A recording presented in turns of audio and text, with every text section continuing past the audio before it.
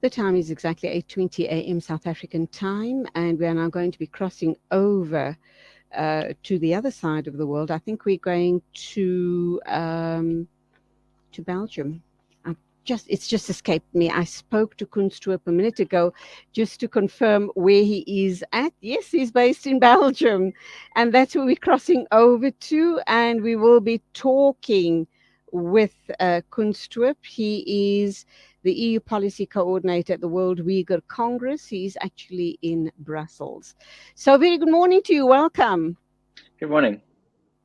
Okay, we are going to be talking about a very worrying situation, another forgotten minority, and that is the Uyghur people. Let me understand your interest in the rights of this minority group, how long you've been working at it, and then we're going to focus on the issue between China and Turkey and the possible unease between them regarding this very situation. Exactly. So I've personally been working with the World Uyghur Congress for the past 2.5 years now. But the work of the World Uyghur Congress goes back much longer than that. It was established in 2004, so it almost has 2 decades of experience advocating for the human rights and freedoms of the Uyghur people.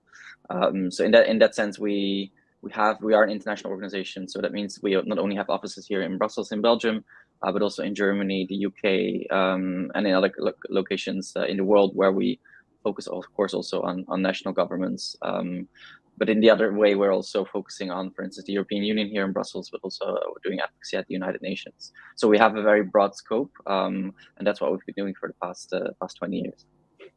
So, Kun, in the time that you have been working and you have been trying to assist the people, the Uyghur people, trying to make the issues heard all around the world. I mean, they do want self-determination, number one, but we are hearing more and more horrendous stories about, and satellite pictures as well, supporting those claims that they are in concentration camps. The Chinese refer to those as re-education camps.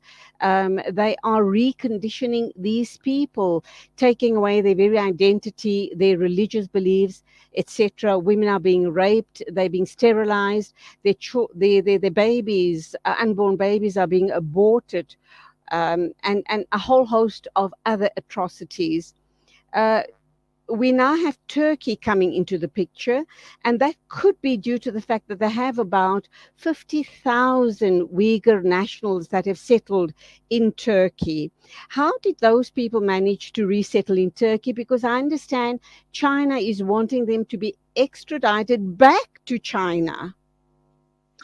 Yes, indeed. So I mean, Turkey's role in the situation, of course, goes back longer than just the past 4 years. Turkey has historically been one of the countries where a lot of Uyghurs have settled. The Uyghur people are a ethnic Turkic people with a lot of linguistic, cultural, and sometimes also religious ties. So it makes a lot of sense that Uyghurs in the past, over the past 30, 40 years, have chosen Turkey to be their country of settlement. So that has created a picture where indeed we have about 50,000 Uyghurs living in Turkey right now, and outside of Central Asia, such as Kazakhstan, Kyrgyzstan, that's the largest community, diaspora community in the world. So that says something about the importance also of Turkey to respond to the current situation. And as I said, Turkey has historically been an important country also to support Uyghurs in their asylum requests and so on.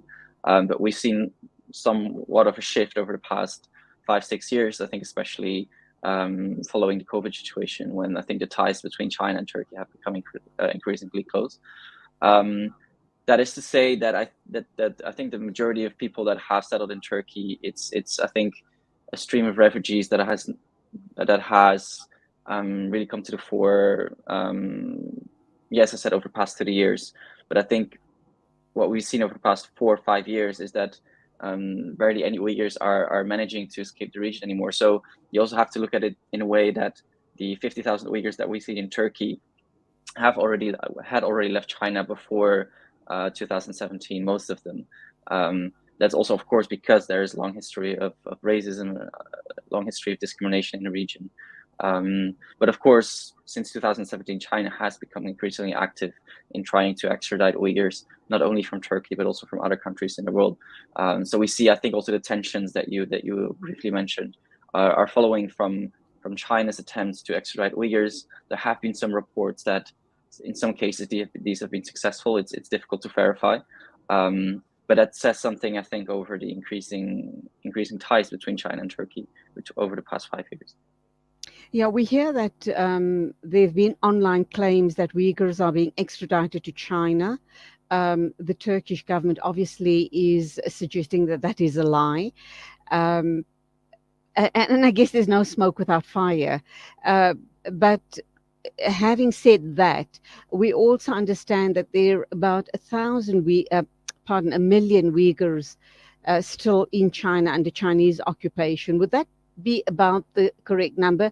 And does that also then suggest that those million people that we're talking about are all in these supposed concentration camps? What is the exact story? Because there's such limited information coming out from that part of the world, and we just don't know how much of that has been sanitized and what exactly is propaganda, either pro or con. Well, I would say that the figure of 1 million is maybe just the people that are thought to be in the camps. The actual population of Uyghurs in East Turkestan, as we call the region, is thought to be about 12 million. Some figures put it less, some figures put it higher. As you say, credible information and credible statistics are difficult to get from the region, but the overall population of Uyghurs in the region is thought to be in about 12 million. So the figure of 1 million is usually accorded to the people that are thought to be within the concentration camps. Even this figure is not confirmed. Some people think it's between 1.8 and 3 million. That's actually the figure that is used most often. But I think the United Nations has spoken to up to 1 million. So that's a figure that has been claimed to refer to the people that have been in the concentration camps. And even that is still like a sizable amount of Uyghurs. Of course, it's difficult to imagine the size and the scope of these concentration camps to hold at least 1 million people. And of course, it's been done over the past 5 years. So the actual amount of people that have been in these concentration camps, because people do move in and do move out after a certain amount of time, after which they can be redetained again. So the actual figure of people that have been at any point in these concentration camps is likely much higher than just this figure of 1 million. So those other several million that you're referring to, 12 million, that are not, that haven't been incarcerated, for want of a better word, what's the condition like, their living conditions like? And are they allowed to trade freely? Situations of employment, health, etc. Because they are on the border of China. Have they been kind of absorbed into China, or are there still those borders separating them? And are they being controlled by the army, the Chinese Communist Army, on their borders? What exactly is the situation? Because we're not getting much information coming out of there. The only thing we're hearing is about the concentration camps, or the reconditioning camps. And then we hear lone voices of people in different parts of the world. Like from Turkey, there are a few activists in the UK, etc., and we keep hearing their lone voices speaking out. Do we have more solid, credible information? Well, it's understandable that, of course, most of the information has always focused on the concentration camps, because that already, of course, really brings back the memory of the Holocaust and all the atrocities connected with that. So a lot of attention has been given to the concentration camps, but it's crucial to understand that the repression, which internationally is now started to be recognized as crimes against humanity and even genocide. These atrocities, they don't only happen within the concentration camps. This form of repression is within the whole society, within the whole region in China. So we're not only talking about concentration camps, we're also talking about the issue of forced labor, which is prevalent and which is spread or which affects, you could say, practically every workplace in the Uyghur region. I think you should see the repression as one that affects Uyghurs, every Uyghur in the region, in their day-to-day life. If you again look at the way, for instance, practicing religion has been criminalized in the region, every Uyghur, and also connect that to the very high-tech surveillance system that is in place, which follows Uyghurs on their day-to-day life. That shows that every day Uyghurs have to be careful what they're doing. In cases even where in a situation what we're seeing is that, for instance, possessing a Quran is forbidden or could be a reason to be sent to one of the concentration camps. So in their very day-to-day life, Uyghurs are being repressed. And this, as you said, like, it doesn't only refer back to the concentration camps or to forced labor. Also, the policy of sterilization and abortion is happening outside of the concentration camps. For instance, there has been a widespread campaign of cultural destruction within the region, where over the past 4 years, the Chinese government has destroyed thousands of mosques and other places of religious significance for Uyghurs, as well as other tangible cultural sites. So it's really like an all-out campaign to attack everything that is relevant to the Uyghur identity, including Uyghur children that have been sent to state-run orphanages, where they are not allowed to, to remain true to their ethnic identity or to practice their culture or religion. So within the region itself, it's a campaign that affects the everyday lives of all Uyghurs. I don't think there's any Uyghur in the region that is not affected by this campaign of what we call genocide. And this also, of course, connects to the diaspora communities that have been facing a very dramatic increase of what we call transnational repression. So where China is trying to threaten, intimidate Uyghurs in the diaspora to, well, first of all, remain silent, so to not speak out against the abuses, but also sometimes to spy on the Uyghur communities to deliver information to the Chinese government. And this is something that is a very big issue, like big concern for us within the diaspora communities, because this affects practically every Uyghur in the diaspora that has been reached out by the Chinese government, being threatened, being intimidated. So this is, even though Uyghurs, some Uyghurs might find themselves in democratic countries, in Western countries, where their rights should be protected. I think the long arm of China even reaches there, and it creates sometimes an unsafe environment for Uyghurs in diaspora communities as well. Sadly, I understand that the diaspora community are threatened by threats of if you talk out against China, we will be meting our punishment to your loved ones back home, your family members. So if you have family members in China, obviously, either in the concentration camps or not, there is that threat hanging over the heads of the people in other countries, the Uyghur migrants in other countries. Very, very sad indeed. We also understand that Turkey has said that their ambassador has been wanting to visit the Uyghur region, but China wouldn't allow it. They would only allow it under very, very strict supervision, and Ankara is not happy with that type of an arrangement. So there we again see another stalemate playing out. I'm kind of wondering where and how did it come to this point? And it seems that only recently, over the past 5 years, we're hearing about the depression of the Uyghur people. Well, it's of course to be applauded that Turkey is expressing its concern directly with China, and it is applauded that Turkey wants to go on this, what they call a humanitarian mission to the region, to see what is happening on the ground.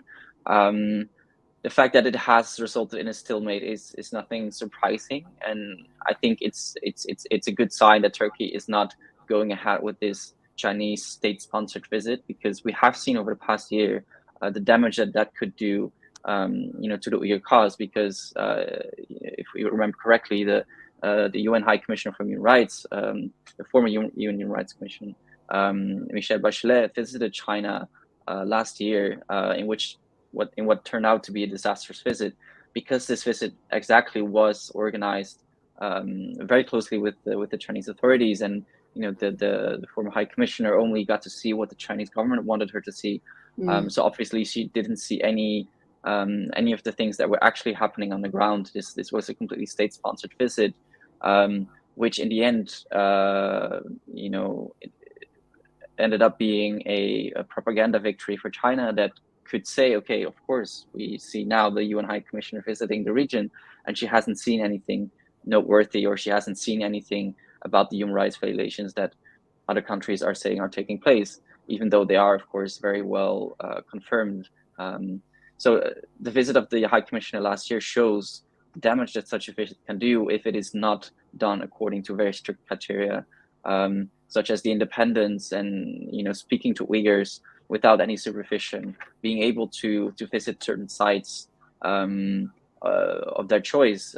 So these are very, I think, normal terms that any visiting diplomat should put, but obviously the UN High Commissioner at the time wasn't able to agree to such terms, which, as I said, made the visit quite a disaster. So that's why I think the stalemate between Turkey and China about the visit is positive, in the sense that Turkey is not agreeing to such a state-sponsored visit, which other journalists or other countries in the past have done. So that these visits are useless in the sense that they don't show the real picture. They're not able to see what is going on the ground. So yeah, that's also a lesson, I think, to be learned from the visit of the UN High Commissioner, that it's absolutely crucial that such terms are agreed on with China, if possible at all, before such a visit actually takes place. I'm wondering, we do know China's stance on these type of issues, their relations with neighboring countries. We also know that they've set their sights on Taiwan now. That's something that's going to start playing out very soon as well. But just coming back to the Uyghur people and the other neighbors around the Uyghurs, we're looking at Uzbekistan, Kazakhstan, all of those regions. If the Uyghurs don't, get their right to self-determination sooner rather than later, those other neighboring countries are also a target as far as China is concerned, because they are claiming that was all part of the Greater China, and they wanting to integrate those countries back into what they believe to be part of mainland China. That is their narrative, is it not? Well, as far as I know, I haven't heard any diplomat or any other Chinese official saying that at some point they would want to include Kazakhstan or any of those countries into China. And I think that is not something that would be realistically seeing, as these countries are recognized by the international community as being countries. So exactly what we've seen with Russia and Ukraine, I don't think the international community would agree with China. But there is, there is that real threat that sort of a scenario could play out, could it not? I mean, I think rather than maybe like a military takeover or any other form like that, I think China has, of course, been active also economically to increase its power and influence over countries, not only its neighboring countries, but countries worldwide, including in Africa and in Latin America. China has been incredibly active, I think, in that way, to increase its influence and to make countries also dependent on China. Of course, that removes the need from China to invade a certain country or to make it forcibly part of China. Even through such economic incentives and economic initiatives, I think China has been rather successful in increasing its influence. And I think it's mainly in this way in the current situation that China is trying to, well, as it were, expand its power and expand its influence.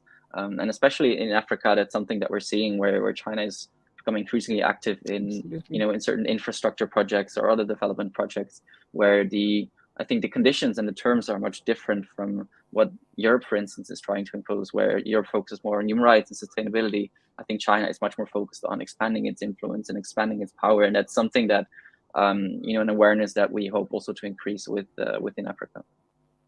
Let's wrap up by talking about the subject matter at hand, and that is obviously the Uyghurs and their self-determination.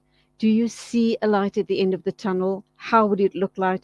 I know you don't have a crystal ball, but in terms of a time, a time frame or a timeline, and how much more pressure and what type of pressure needs to be put on China for the Uyghurs to once again enjoy self-determination? I think it's impossible to give any timeline.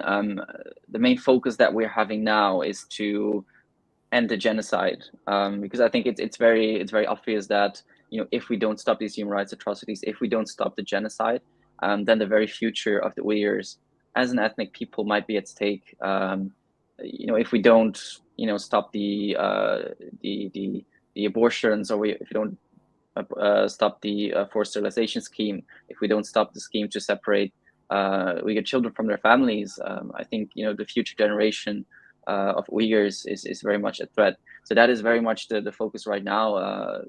Before we can talk about any self-determination, before we can talk about what comes next, we need to make sure that the current situation is stopped and that Uyghurs, the future of the Uyghur as an ethnic people is safeguarded.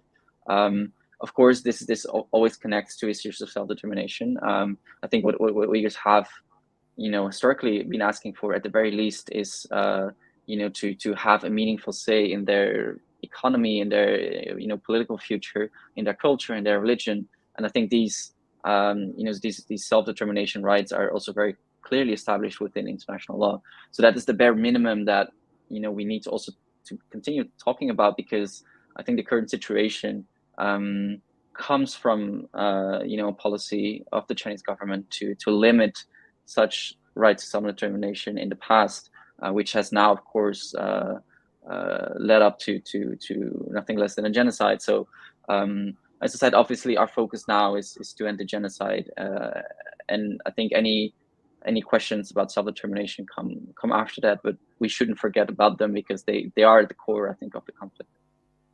Koen Stroop, the EU policy coordinator at the World Uyghur Congress, talking to us about the situation of the Uyghur people, and obviously the genocide by the Chinese amongst these really defenseless people. Thank you indeed.